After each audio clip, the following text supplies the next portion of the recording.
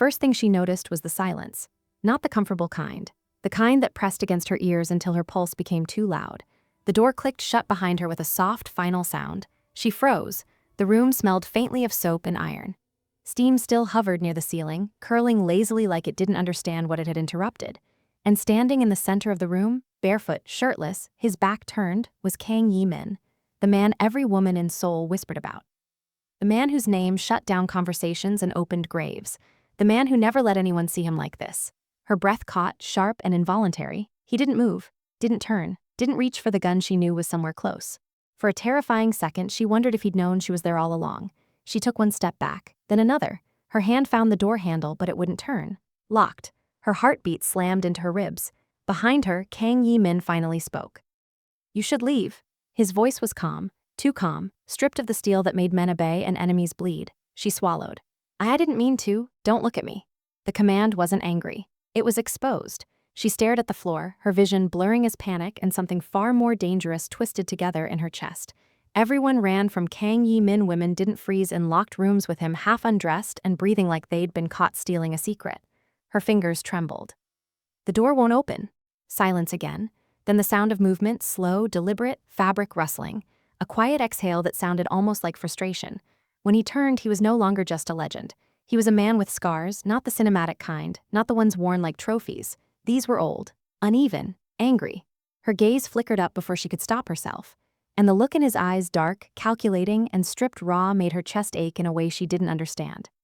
That was the moment everything broke. Not because she saw him undressed, but because she saw him human, and Kang Yi-min saw the exact second she realized it. "You're shaking," he said quietly. "I'm not afraid of you," she lied. Something in his expression shifted, not softened, tightened. "You should be." Kang Yi-min ruled his world from behind glass and silence, from penthouse offices that overlooked a city too afraid to look back. From cars with tinted windows and doors that only opened when he allowed it. People believed he was born dangerous. That violence lived in his blood. They were wrong. Violence had been taught to him, slowly, carefully, like a second language he never forgot. As a boy, he learned that weakness invited hunger. As a teenager, he learned that loyalty was something you bought with fear or blood. By 35, he had learned how to be alone without appearing lonely. The Korean underworld called him Chairman Kang. No one used his first name unless they wanted to die. Women admired him from a distance. Men respected him from even farther away. No one touched him, not really. Not since the night he learned that closeness was just another way to lose everything. He kept his life precise, controlled, predictable, which was why the woman locked in his bathroom shouldn't exist. Her name was Ara. She wasn't part of his world. She wasn't connected to gangs or money or power. She was supposed to drop off files, nod politely, and leave. Instead, she'd walked into the one place he never let guards stand. The one place where he was just a body covered in history he didn't want remembered. Ara pressed her back against the door, heart racing, trying not to stare, trying and failing not to think about how close he was. "This is my fault," she said quietly. "I should have knocked." "Yes," he agreed, "you should have." Yet he didn't move toward her, didn't raise his voice. Didn't order her to her knees like men like him were rumored to do. He stood there, wrapped in nothing but tension and restraint. "You're not screaming," he observed. "I don't scream when I'm scared," she replied. "I go quiet." That earned a flicker of something dangerous in his eyes. "Interest. You should forget what you saw," he said, "when you leave this room." "When," she repeated, forcing steadiness into her voice. He stepped closer. The air shifted. "You will leave." Her throat tightened. "And if I do?" For the first time, Kang Yi-min hesitated, just long enough for her to notice. He looked at her the way men looked at locked doors they'd once broken through and sworn never to touch again. "Because," Kang Yi-min said slowly, "people who stay when they shouldn't usually want something." Ara swallowed. "And people who scare everyone usually don't want to be seen." The words landed between them, heavy and irreversible. For a moment, the city outside didn't exist. The men who would kill for him didn't exist. The reputation that wrapped around him like armor didn't exist. There was only a man standing too close to a woman who refused to look away. "Turn around," he said, quieter now. She hesitated, then did as he asked. He moved past her, close enough that she felt heat brush her arm. He unlocked the door with a sharp click and stepped aside. "Leave," he said. Ara opened the door, then stopped. "I won't tell anyone," she said, still facing away. "Not because I'm scared, because it wasn't mine to see." Something in his chest tightened in a way that felt disturbingly unfamiliar. She left, and Kang Yi-min stood alone in the steam until it burned off every illusion of control he had left. Ara didn't sleep that night, not because she feared retaliation, but because every time she closed her eyes, she saw his back. The scars. The way his voice cracked, not audibly, but emotionally, when he told her to leave.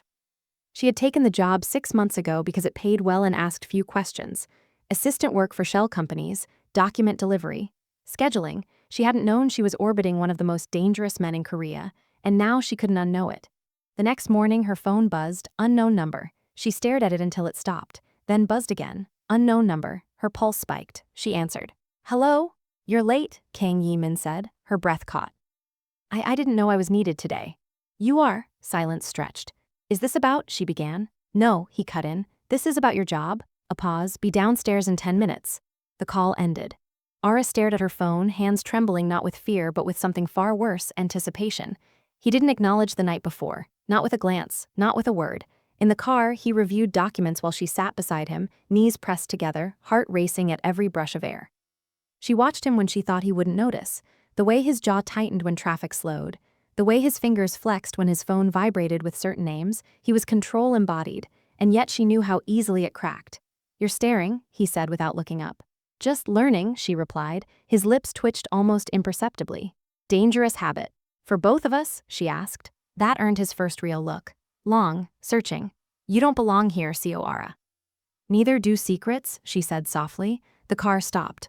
Outside, a restaurant she'd never heard of waited, empty, guarded, silent. Inside, they sat across from each other, a single table in a sea of space. This stays professional, he said. I didn't ask for anything else. A beat. Good, he replied, because I don't offer it. Yet minutes later, when she laughed quietly at something he said, something dry and sharp and unexpectedly funny, he felt the ground shift beneath rules he'd lived by for decades. Days passed, then weeks. Their conversations stayed careful, measured, until they didn't. It started with late nights, files turning into memories, questions turning into confessions. She told him about growing up invisible. He told her nothing, but listened like it mattered. When danger pressed in from the edges of his world, he found himself wanting to keep her untouched by it. That was the first mistake. The second came when she asked, gently, who hurt you? He didn't answer, but he didn't tell her to stop asking. The reveal came not with violence but paperwork. Ara discovered it by accident, a name she recognized, her brother S, connected to a debt, connected to Kang Yi-min. She confronted him that night, hands shaking, eyes burning. You own his life, she said. Kang Yi-min went still. I didn't know he was yours, he replied. You could destroy him. I could, he agreed. The silence between them shattered something fragile and precious. She saw the monster the world feared. He saw the woman who might never forgive him, and neither of them walked away. Threats followed. Enemies noticed her. Cars slowed near her apartment. Choices narrowed. And then Kang Yi-min finally told her the truth he'd buried deeper than any scar. I was weak once, he said, and it cost me everything. She didn't flinch. She reached for him. Outside, engines roared closer. Inside, he realized loving her might be the most dangerous decision he'd ever make. He felt it before he heard it. The change in air, the tightening in his chest that had nothing to do with fear and everything to do with instinct. Ara was standing too close to the window. Don't, he said sharply. She turned, startled. What? He crossed the room in 3 strides and pulled her back just as the glass exploded inward. The sound was deafening. Shards sprayed like ice. Ara screamed as Kang Yi-min wrapped his body around hers, forcing them down behind the couch.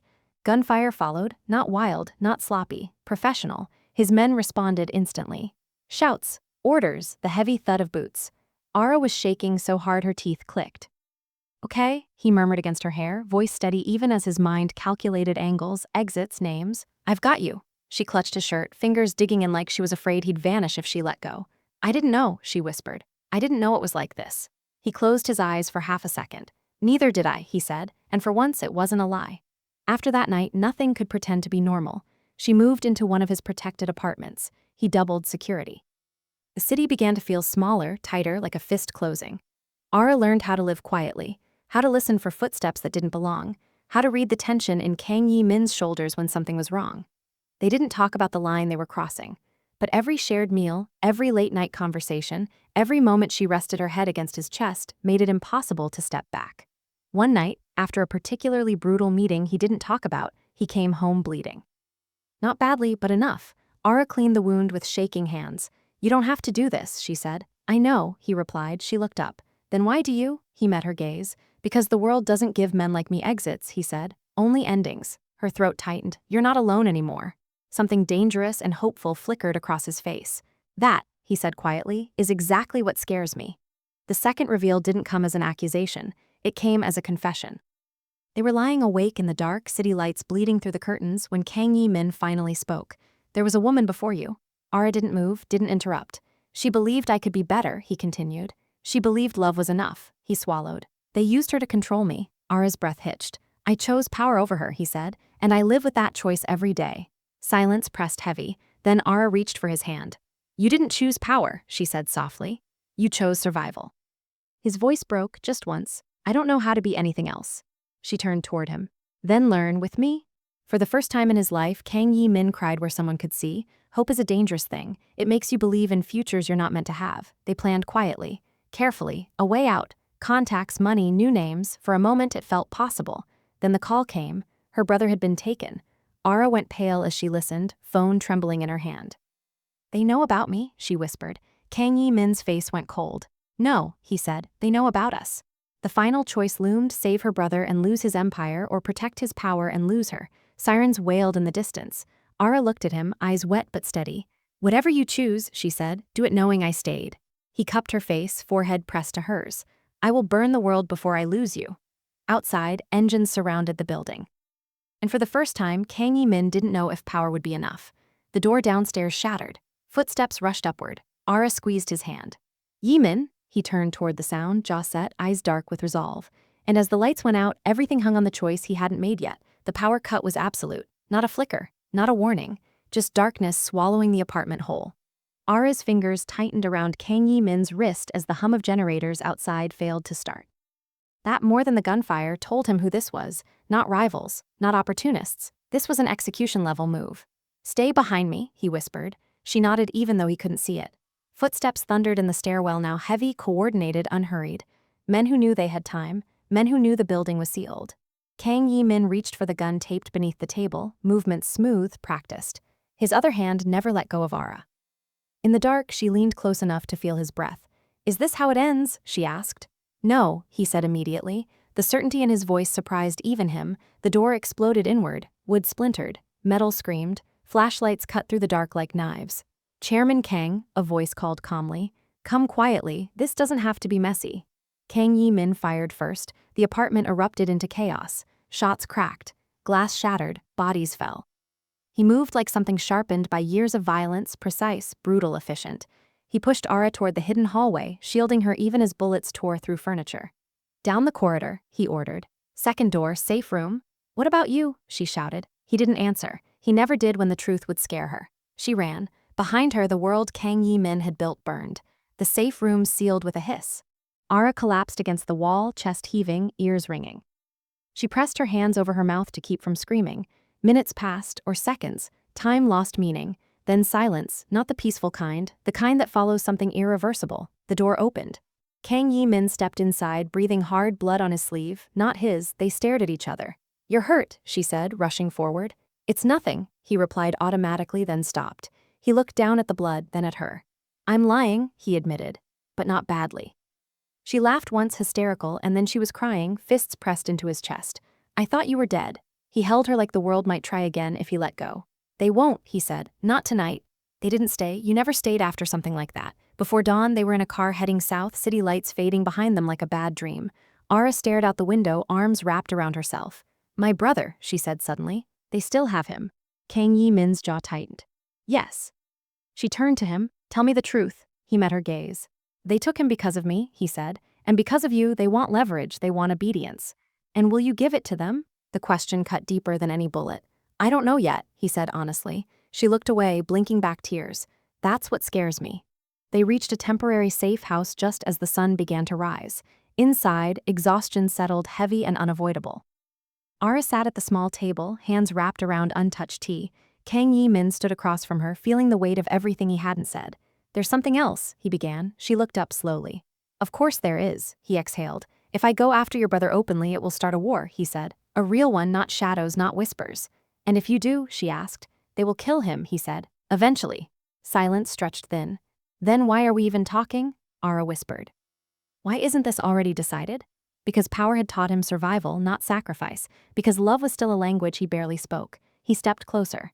Because if I do this, he said, there will be no way back, no empire, no protection, no illusion of control. She stood. I didn't choose you because you were untouchable, she said. I chose you because you were human. Her voice shook but didn't break. If saving my brother costs you everything, she continued, then that's the price. And if you decide not to pay it, she stopped. He waited. Then don't ask me to stay. The words landed like a verdict. That night, Kang Yi-min made the calls he'd sworn he never would. Old names, old favors, promises paid in blood instead of money. The underworld shifted. Whispers turned into movement. Ara watched from the edge as the man she loved dismantled his own throne piece by piece. She saw the cost on his face. The grief, the relief. Near dawn, his phone rang. He answered. Listened. Then closed his eyes. They're moving him, he said. Your brother, transfer in 1 hour. Her breath caught. Where? He gave a grim smile. To bait me?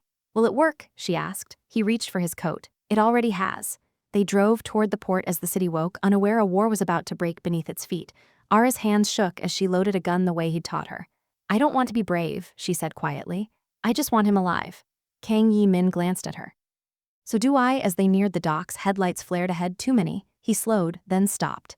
Men stepped out of the shadows, not enemies, his own, blocking the road. The leader approached, expression hard. Chairman, he said, stand down, this ends now. Kang Yi-min understood immediately. They weren't here to stop a rescue, they were here to stop him. Ara felt it too. Yi-min, she whispered. He took her hand. And for the first time since he'd met her, fear crossed his face, not for himself, but for what choosing her would finally cost. He opened the door, stepped out, and the guns rose. The guns didn't fire. Not yet. They hovered in the air between breaths, between loyalty and fear, between the man Kang Yi-min had been and the man he was choosing to become. Ara stayed in the car. She knew that was the most terrifying part. She couldn't reach him, couldn't protect him. Couldn't even see his face clearly through the windshield as he stood alone on the asphalt, coat fluttering slightly in the morning wind. You don't understand what you're doing, the man in front of him said. If you cross this line, there's no Chairman Kang anymore. There's no protection, no name. Kang Yi-min's voice was calm. I know. You'll die for this woman, the man pressed, for her family. Kang Yi-min glanced back once, just once toward the car, toward Ara. And in that look was everything he'd never been allowed to want. I won't live without her, he said. The leader's jaw tightened. Then he raised his hand. Ara screamed his name as the first gunshot finally rang out and the screen cut to black.